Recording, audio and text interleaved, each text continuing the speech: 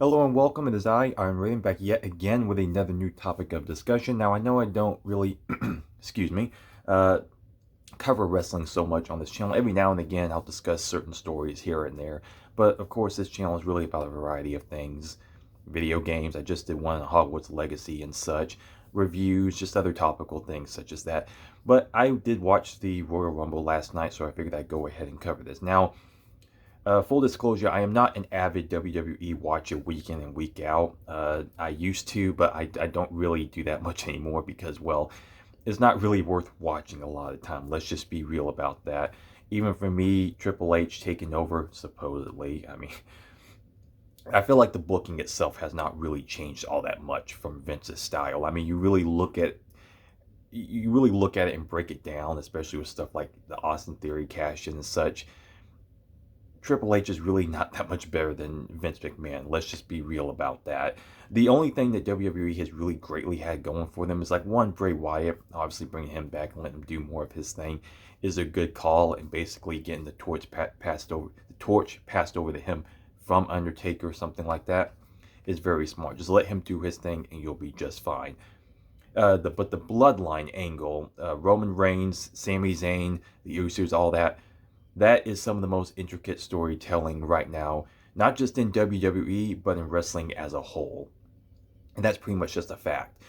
There, especially for WWE standards, why, if you treated any of your other storylines with as much intricacy as you have with this storyline, you would be thriving right now. You would have your ratings through the roof. People want to stop and watch the storylines build. Because, yeah, you can put on a 5-star match. That's all well and good. But if you don't have the storyline to go into it, it's not going to be as intriguing. And this is by far one of the most intriguing storylines. I've gone back and watched some of these segments and stuff, and noticing the little nuances they put on, the little layers that they add to it. Some things you would think they probably wouldn't even really need to bother with, but they actually do. Goes to show, again, that's what really wrestling is all about. And even for as predictable a lot of stuff may be, that's not really a bad thing. It's about the method on how you integrate a storyline. It's about the nuances, it's about the layers, it's about the beats and what you do with them. Just because something is predictable, that doesn't mean it's a bad thing. It means you're telling a good story.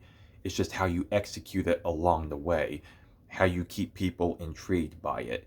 And so what they're doing here is very, very smart by having Sami Zayn finally turn on Roman Reigns and setting up their match for a WrestleMania, which you assume so. And how Sami Zayn gets there, I imagine he probably enters into the Elimination Chamber match and gets in that way. Because, of course, if you go to the men's Rumble match, Cody Rhodes won that match at entrant number 30. Now, the one thing about that is that he came in rather late, which seemed a bit odd. I don't really know why exactly. I mean, I guess because Gunther went in at number 1, and so it's like number 1, number 30 going head to head. Maybe also as a way to kind of help Cody to not really push himself that much leading up. I don't know, but it seemed a bit odd. But regardless, that's the way we went with it. And people will say that that's very predictable too. I'm like, well, first of all, again, with the predictability thing, Cody Rhodes did not come back to WWE for peanuts. We all know why he went back. This was about him building his stock when he was off in AEW and doing this and that, and about adding to not only his legacy, but his father's legacy, his family legacy, as far as getting to the big one, because he never really had that moment. That's what he came back for. So to act like that wasn't going to be the case is very odd to me. That was always going to be the case from the jump. And so for him, maybe winning the first night, one of the belts off of Roman Reigns, and then Sami winning the second night, that would probably make the most sense to me. Now, as far as where The Rock probably would have tied into that as an option, I don't know. But regardless, these two seem like that they were definitely, the definitive ways to go about it. And I could only hope to see how interesting it would be with, as far as promo-wise, between Roman and Cody. I can understand Cody has his little problems here and there, but he is a great talent. And when he actually has something to really grasp onto, he can really add some great story beats as well as in the ring, wrestling wise. And so that's really the only way to have gone. I mean, would you rather have seen Logan Paul as shock. You can't act like that wouldn't have been a shock, and all for all the wrong reasons. I mean, I wouldn't have been surprised if the building would have rioted at that point, especially now with Logan Paul. Like, no one wants to see that. The one thing I will give him though, he does have wrestling talent in the ring. As far as that one spot, as far as like him and Ricochet just jumping from one end of the ring to the other and colliding smack dab in the middle, just to drop down. That was actually like just out of left field thing. You're just like, well, fuck me. I did not see that one. So that was a fun little moment. I'll give them that. But regardless, that's not enough. I don't give a shit about Logan Paul. I wish he would just go away completely out of here. No one wants to see that, honestly. I don't care. But that's just me. As far as the women's Royal Rumble match, I mean, fine. As far as Rhea Ripley winning, coming in at number 1 and then finishing it off, was the right call to make. Rhea Ripley is one of those people that is a solid natural talent. She just has that gravitas. She has that way about her to where she's already like, what's the word I'm looking for here? She's already captivating when she walks out. She just has the look, the style, the personality. She just works. And so for her to have this moment, that was the right call to make. So as far as that concerned, I'm fine with. As far as the Raw Women's Championship match, mostly a filler match, it seemed. I don't really think that had any real bearing on anything other than maybe set a couple of moments for her and Wyatt a little later on. Other than that, there really wasn't much to that at all.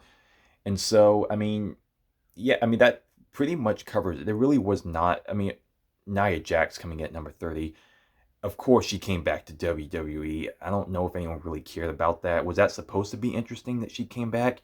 I really have no care for Nia Jax whatsoever. She just injures people left and right. People will try to defend her. She is not that great. I mean, I just don't care. She is not that interesting. She just hurts other people most of the time, and that's just whatever. That's just the way it is. The one other thing I do want to mention, poor Kofi Kingston, that son of a bitch.